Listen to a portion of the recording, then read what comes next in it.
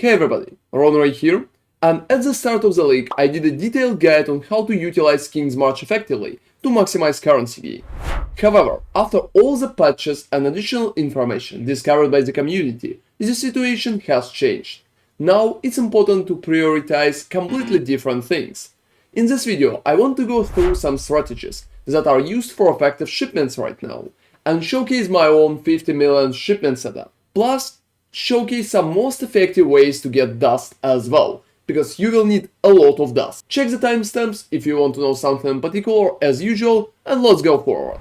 So long story short, after the patch the role of dust changed, and right now it's not multiplicative anymore. So for example, as you probably already noticed, if you're sending basic resources, dust is just adding you the same value as pretty much amount of dust that you are sending.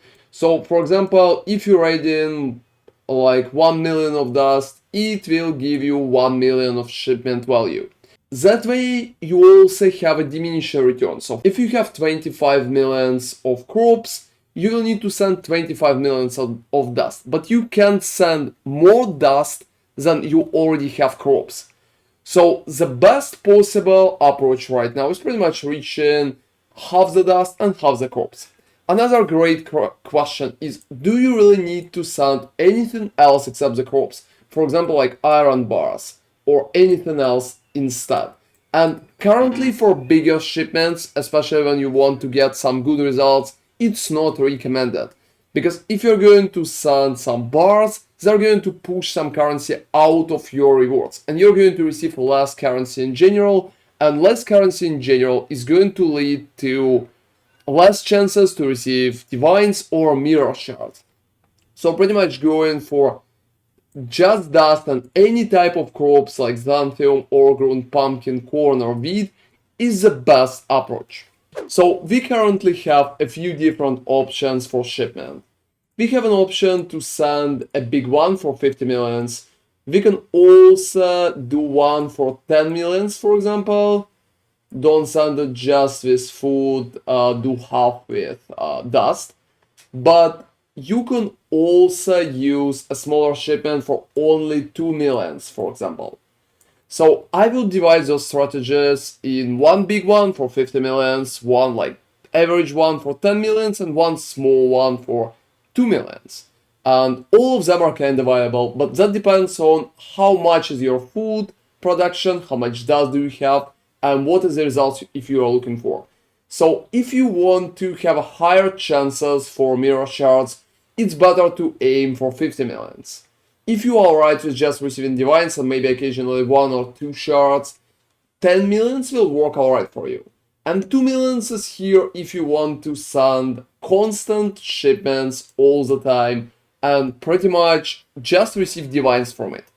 Sometimes you can get 1 mirror shard, but it's going to happen not that often, like at all. So there's also another cool trick that you can use right now to pretty much get a lot of free resources. You can use 2 ships with only 1 character in it, like level 7 or 6, it doesn't matter. And you can send to Ribbon Fell only 2 Verisium bars. So that's a very basic setup. And you can also sell to Ngekanu about 10 Verisium bars as well. Some people also adding like 10 dust, but most of the time I'm not adding it myself because the results, in my opinion, are kind of the same.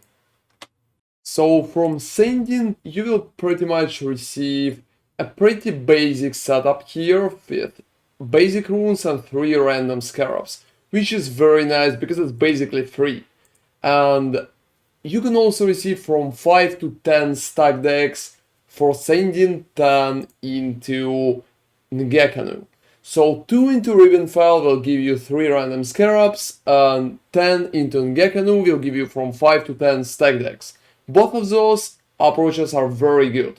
So try to use it from time to time because it's basically free resources. So talking about my shipments for 50 millions. When you're sending the shipment far away, such as Nui Port or Kalguur, for example, or Pondium, you will need all shipment workers level 10, because that way you will not have risk. So currently selecting Thaumaturgic, for example. They require ore grunt and blue xanthium, which is very nice. I'm probably going to send all my ore grunt and most of my blue xanthium.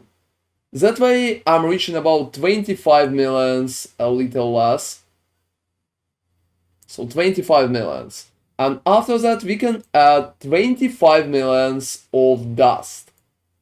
So as you can see, shipment value is 50 millions and 0.15k. That's a pretty big shipment, and that way you're going to receive as much loot as possible with good chances for mirror shards, for example. It's also a pretty long way, but as you can see, I have zero risk to pretty much go there. Your shipment cannot exceed maximum shipment value of 50 millions, so you just need to change amount of dust that you're sending manually to pretty much hit 50 millions exactly. So in such case, your shipment value is 50 millions exactly, and that's pretty much what you need in such situation. You can just click done and click set sail, because it's going to take some time.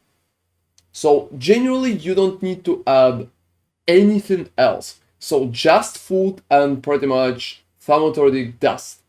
And I also recommend to use at least 24, even 25 millions of dust. So half the dust and half the food. Because that way you will be able to send a few big shipments at the same time. And you will save some of your food. Because getting dust right now is an easier way, because you can get a lot of dust from high tier unique items. I'm going to talk about that a little later in this video. So talking about dust, most of the time you're going to receive dust from tier 0 or tier 1 uniques. You also can go for like tier 2 or tier 3. However, if you have a very cool unique, for example, Solar Sunshine Carnal Meats here, it's a very great unique that gives you 1 million of dust. So it's very good. But it costs a lot of device. Just imagine that you don't want to use it for dust right now.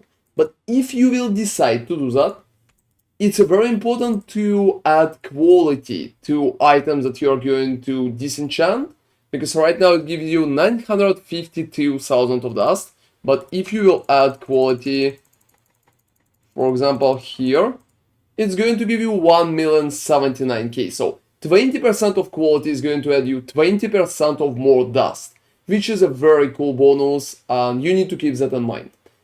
So here is a topic on PoE keys that you can use. So analysis of unique item tiers.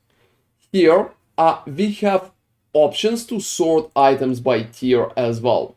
For example, if you will go for access, there's only one X with tier 1. The rest is like tier 3 and lower. So there's also tier 0x such as Soul Taker. So you can go through that list and pretty much try to find items that work for you the best. And check the prices as well. So personally, I want to recommend what I'm currently doing, but keep in mind that prices can change. So I really prefer Martyr of Innocence Highborn stuffs. This stuff is pretty much tier 1, it costs not that much, and usually I'm buying it for like 40, maybe 50 chaoses, and it gives a lot of dust. However, you can go for better uniques, for tier 0 uniques, for example, like Rekiata's Dance, for example.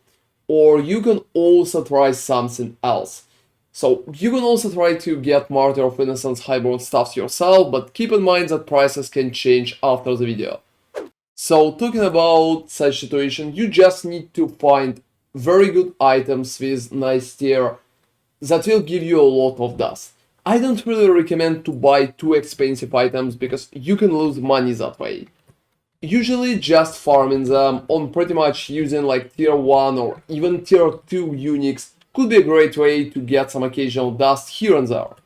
But if you want to roll big, you can always go for like tier 0 uniques that can give you up to 1 million of dust per one item just fine. And another interesting question is pretty much, should you sell to Tenui or for example Ngekanu, or you need to go for Ravenfell and Pondium? So should you choose runes or tattoos? Generally, right now, power rune costs a little more than pretty much spell suppression tattoo.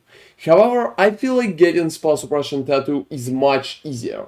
That's why I prefer Karui cities at the most times, because it's much easier to receive spell suppression tattoo, and you can always receive like 2 or 3, because receiving 3 or 4 power runes are happening much less often.